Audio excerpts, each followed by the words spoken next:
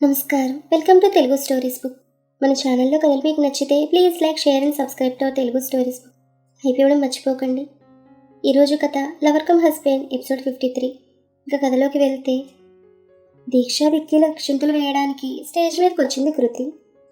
సరిగ్గా అదే టైంకి రిషి కూడా రావడంతో ఇద్దరు ఒకరినొకరు చూసుకున్నారు. రిషికి ఒక క్షణం కృతిని చూడగానే ప్రేమ పొంగుకొచ్చింది. కృతికి రిషిని చూడగానే కళ్ళల్లో మెరుపు మెరిసింది. అది రిషి గమనించాడు. ఇక్కడి నుండి రిషి కృతి మనసుల్లో మాటలు మనకు వినిపిస్తాయి. నీకు అర్థమవుతోందా? నేను తనతో లేననే బాధ కూడా లేదు. ఎంత అందంగా తయారై వచ్చిందో చుంచుమొహంది అనుకున్నాడు రిషి. హీరో అయ్యాక ఇంకా హ్యాండ్సమ్ అయ్యాడు, తాటికాయ వెధవ అని తిట్టుకుంది కృతి. మళ్ళీ కళ్ళల్లో మెరుపు. చేసిందంతా చేసి ఇదేంటో అనుకున్నాడు రిషి. నన్ను చూడగానే చూపేంటిరా? అవును, ఆ పిడతమొహం ప్రీతి ఏది? నీ వెనకే ఉంటుందిగా అనుకుంది కృతి. వాళ్ళిద్దరూ అలా చూసుకుంటుంటే ప్రతాప్ గారు రిషితో, విశ్విక్ గారు మీకు ఆమె తెలుసా అని అనగానే, ఆమె ఏమైనా సెలబ్రిటీనా తెలియడానికి అన్నాడు రిషి. ఓహో, నీకంటే సెలబ్రిటీలా అంటారా? నువ్వేదో పుట్టినప్పుడే సెలబ్రిటీ అయినట్టు, డకోటా ఫేసు నువ్వును అని కృతి అనుకుంటుండగా, అంతకన్నా ఎక్కువండి, ఈ పెళ్ళంతా ఆమెనే చేస్తున్నారు, వాళ్ళ సిబ్లింగ్స్ కూడా. ఈ అరేంజ్మెంట్స్ మొత్తం ఆమెనే దగ్గరుండి చేయించారని ప్రతాప్ గారు కృతిని పరిచయం చేస్తూ, Sukruthi Kishore, owner of Kruthi group of hotels and restaurants అని కృతితో, మీకేం తెలిసే ఉండొచ్చు, స్టార్ హీరో విశ్విక్ గారు అని పరిచయం చేశాడు ఇద్దరికి ఒకరినొకరిని. ఇంక కృతి బాగోదని నమస్తే అంది. కానీ రిషి అదేం పట్టనట్లుగా విక్కీ దగ్గరకు వెళ్ళి షేక్ హ్యాండ్ ఇచ్చి హ్యాపీ మ్యారీడ్ లైఫ్ అన్నాడు. మీరు వస్తారని అనుకోలేదు, నా ఫేవరెట్ హీరో నా పెళ్ళికి అన్నాడు ఆనందంగా విక్కీ. రిషి అలా పట్టనట్టుగా వెళ్ళిపోవడం చూసిన కృతి, ఫోన్లే అని ఇదున్నపోతూ గాడిద, కాదు అడ్డగాడికి నమస్తే అంటే ఏం పట్టనట్లుగా వెళ్ళాడు అని రిషిని తిట్టుకుంటూ కృతి కిందకి వెళ్తుంటే, కృతి మేడం, నా ఫేవరెట్ హీరో విశ్విక్ గారు, దీక్షకి ఫేవరెట్ మీరు, ప్లీజ్ నా కోసం ఒక్కసారి అని తను తీసుకెళ్లి దీక్ష పక్కన నిల్చోబెట్టాడు విక్కీ. రిష్విక్ని తన పక్కన నిల్చోబెట్టుకుని ఫోటోగ్రాఫర్కి సైగ చేశాడు. కృతి, దీక్ష, విక్కీ, రిషి నలుగురు కలిసి ఒకే ఫ్రేమ్. ఆ తర్వాత ప్రతాప్ రిషిని కిందకి తీసుకెళ్లాడు. కృతి వాళ్ళ వెనకే వెళ్ళింది. అంతే, అక్కడున్న వాళ్ళు రిషితో సెల్ఫీ కోసం పోటీ పడ్డారు. దాంతో బౌన్సర్లు వాళ్ళని నలుగురు రెండమ్మ అంటూ పర్మిషన్ ఇచ్చారు. నలుగురు చొప్పున దాదాపు పావుగంట పైన ఫోటోలు దిగారందరూ. ఇదంతా కృతి గమనిస్తోంది. లాస్ట్లో ఒక అమ్మాయి రిషి బుగ్గ మీద కిస్ చేస్తూ సెల్ఫీ దిగింది.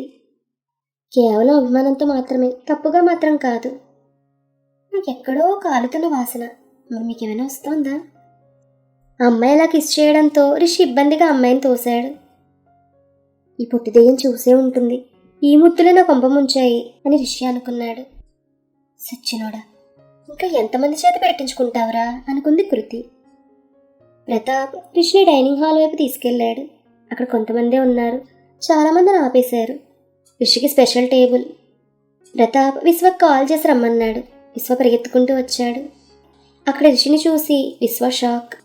ఆయన రిషితో, విశ్విక్ గారు, ఇతను విశ్వజిత్ అని మా కోడలి వాళ్ళ అన్నయ్య, సుకృతి గారి పిఏ అని విశ్వతో, చూడు విశ్వ, విశ్విక్ గారి గురించి నీకు ప్రత్యేకంగా చెప్పనక్కర్లేదు అనుకో.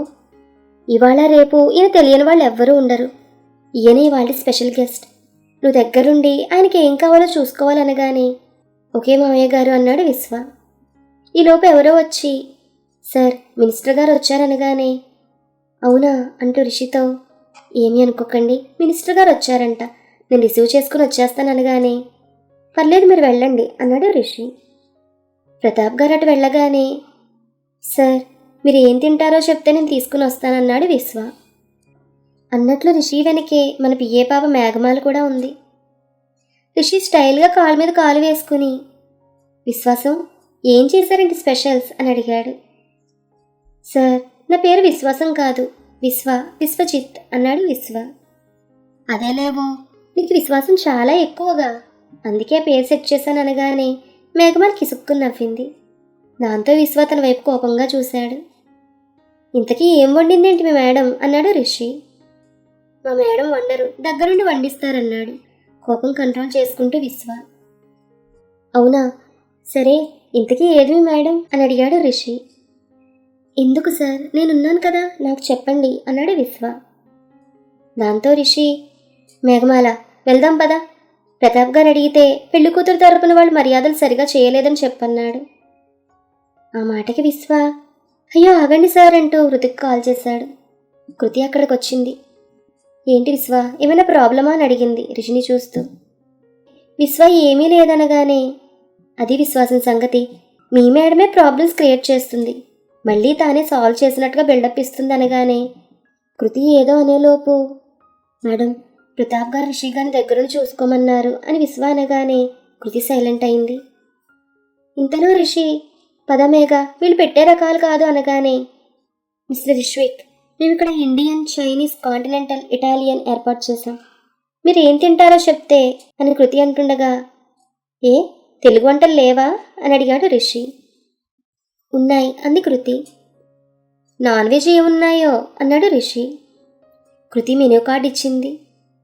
ఈ మధ్య పెళ్లిళ్లలో ఫుడ్ ఐటమ్స్ మెనూ ఇస్తున్నారు. రిషి విశ్వతో మాట్లాడుతూ, విశ్వాసం మీ మేడంకి చెప్పు వాటిని చదవమని అన్నాడు రిషి. కృతికి అర్థమైంది రిషి కావాలనే చేస్తున్నాడని.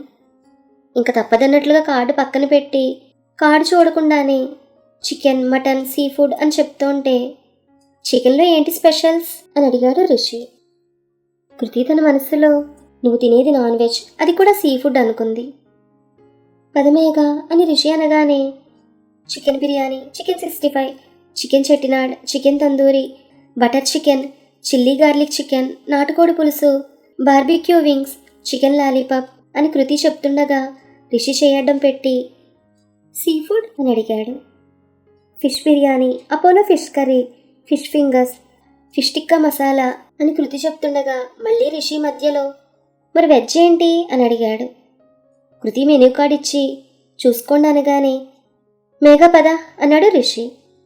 వెంటనే కృతి గుత్తొంకాయ, టమోటా పప్పు, aloo fry, gobi Manchurian, corn pulao, baked mushrooms, ఆవకాయ, 10 రకాల స్వీట్స్, సాంబారు అని చెప్తుండగా, అబ్బో సూపర్ మెమరీ మీకు అని రిషి అంటూ, బాబు విశ్వాసం వెళ్ళి యాపిల్ జ్యూస్ తీసుకురా అనగానే ఆ మాట విన్న కృతి, అలాంటప్పుడు ఐటమ్స్ ఎందుకు అడిగారు అని అడిగింది కృతి. చూడు షెఫ్ పాప, మీ రెస్టారెంట్లో వచ్చిన వాళ్ళు ఏమున్నాయని అడుగుతారు, అలా అని మీరు చెప్పిన లిస్ట్ అంతా తినరు, వాళ్ళకి కావాల్సిందే కదా తింటారు, ఇది కూడా అంతే అన్నాడు రిషి. విశ్వ వెళ్ళగానే తన వెనకే మేఘమాల వెళ్ళి, ఇదిగో విశ్వాసం నిన్నే అనగానే విశ్వ ఆగి, ఏంటే పేలుతున్నావు, కుట్టనంటే గోపు గులాబ్జామ్ అవుతుందన్నాడు విశ్వ. ఆ మాటకి మేఘ, మా సారి పిలిచినప్పుడు లేని కోపం ఇప్పుడెందుకు అనగానే, ఆయన మీద కోపం వచ్చింది కానీ గెస్ట్ అని ఏమీ అనలేకపోయాను అన్నాడు విశ్వ. నేను గెస్టే అంది మేఘ. నువ్వు గెస్ట్ కాదే గోస్ట్వి అనేసి వెళ్ళిపోయాడు విశ్వ. రే ఇప్పుడు దొరకపోవు, అప్పుడు చెప్తాను నీ పని అనేసి ఈ ఫుడ్డీ పాప తినడంలో బిజీ అయిపోయింది. అక్కడ రిషి, కృతి మాత్రమే ఉన్నారు. ఈ రాక్షసుకి నేను ఏం తింటానో తెలిసి తేవచ్చుగా అనుకున్నాడు రిషి.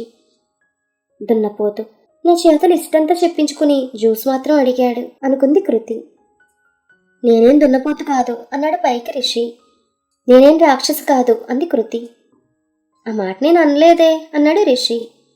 మరి నేనన్నానా అంది కృతి. మనసులో అనుకున్నావు అన్నాడు రిషి. అబ్బా ఇంకేమనుకుంటున్నాను అంది కృతి.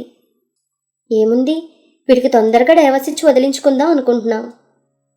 అవునా, నువ్వు కూడా అంతే, నన్ను వదిలించుకుని ఆ ప్రీతి. అవును, ఏది ఆమె గారు? ఓహో, ఆమెతో కూడా అవసరం అయిపోయి ఉంటుంది. మరి మీ కొత్త బకరా లేరా అంది కోపంగా కృతి. అంతే, రిషికి ఇంక కోపం పీక్స్కి వెళ్ళింది. పైకి లేచి కృతికి దగ్గరగా వచ్చాడు. దాంతో కృతికి గుండె వేగం పెరిగింది. నోరు కంట్రోల్లో పెట్టుకో, యూ ఇడియట్ అన్నాడు రిషి. నువ్వే ఇడియట్, రాస్కెల్, చెత్త వెధవ అనేసి దూరంగా వెళ్ళింది కృతి. విశ్వతిచ్చిన జ్యూస్ తాగి పైకి లేచాడు రిషి. కృతిని రమ్మని సైగ చేశాడు.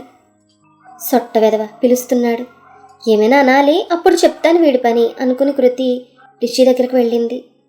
రిషి తన జేబులో నుండి 2000 నోట్ తీసి కృతి చేతిలో పెట్టి, ఇది టిప్పు, ఇందాక మెనూ చెప్పావుగా అందుకు అనగానే కృతి నవ్వుకుంటూ వెళ్ళిపోయింది.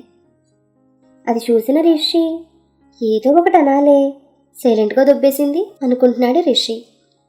ఈలోపు విక్కీకి ఫోన్. మీకు తెలుసుగా ఎవరో? రే విక్కీ, ఏంట్రా నా బంగారం అంత అందంగా రెడీ అయింది? అరేంజ్మెంట్స్ ఒక లెవెల్లో ఉన్నాయనగానే పెళ్ళికొచ్చావు, ఫోటో దిగావు, దొబ్బేశావు. నువ్వు తనకి దగ్గరవ్వు, అప్పుడు మీ రిసెప్షన్ ఇంతకంటే 10 రెట్లు ఘనంగా చేస్తారు కృతి గారు అన్నాడు విక్కీ. చల్వే, నాకు పనుంది, బాయ్ అంటూ అవతలతను ఫోన్ పెట్టేశాడు. రిషికి సెండ్ ఆఫ్ ఇవ్వడానికి ప్రతాప్ విక్కీ వచ్చారు. రిషి కారు ఎక్కుతుంటే కృతి వచ్చి ఒక గిఫ్ట్ ప్యాక్ ఇచ్చి, రిషిక్ గారు మీకు మా తరపున రిటర్న్ గిఫ్ట్ ఇది అని ఇచ్చింది. రిషి అది తీసుకుని కారు ఎక్కాడు. కార్ స్టార్ట్ అవ్వగానే గిఫ్ట్ ప్యాక్ ఓపెన్ చేసి చూశాడు రిషి. అందులో కొత్త వ్యాలెట్. దానిలో రిషి ఇచ్చిన 2000 నోటుతో పాటు 10 రూపాయలు ఉన్నాయి. చిన్న పేపర్ మడిచుంది. ఓపెన్ చేసి చూశాడు. మీరు 2000 ఇచ్చారు, కానీ మేము మీ అంత సౌండ్ కాదు కదా, అందుకే మీరు ఇచ్చిన దాన్ని 10 రూపాయలు కలిపాను. ఇది మా రిటర్న్ గిఫ్ట్, అంటే మీ గిఫ్ట్ మీకే తిరిగి ఇవ్వడం. ఫ్రమ్ సుకృతి కిషోర్ అని రాసిపెట్టుందా చీటీలో. అది చూసిన రిషి, పొట్టి దెయ్యం, నీకు గోరోజనం బాగా ఎక్కువైంది అనుకుంటూ వ్యాలెట్ విసిరేశాడు. ఆ తర్వాత ఏం జరిగింది? Keep listening. ఈ కథ మీకు నచ్చితే please like, share and subscribe to our Telugu stories book. Thank you.